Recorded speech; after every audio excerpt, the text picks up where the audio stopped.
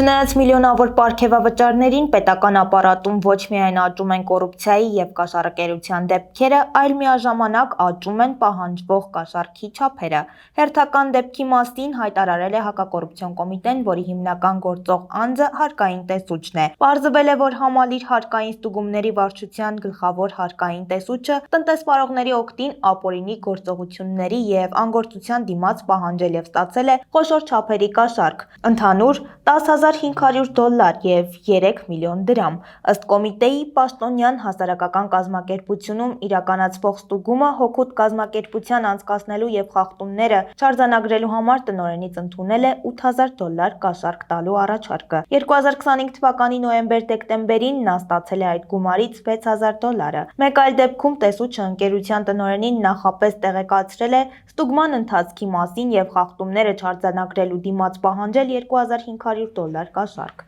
Նախաքննությամբ պարզվել է նաև, որ նույն պաշտոնյան նույն ընկերության տնօրենի օգտին ևս մեկ դրվագով պահանջել է 3 միլիոն դրամ խախտումները չարձանագրելու մանրակրկիտ ստուգում չիրականացնելու և քրեական վարույթի նախաձեռնումը կանխելու համար։ Պետ պաշտոնյային մեղադրանք է առաջադրվել կաշառք ստանալու 3 դրվագով։ Նրա նկատմամբ որպես խափանման միջոց կիրառվել է կալանքը։ Կաշառք տված ընկերությունների տնօրեններին նույնպես մեղադրանքներ են ներկայացվել։ Նախաքննությունն ավարտվել է և գործն ուղարկվել է Հակակոռուպցիոն դատարան։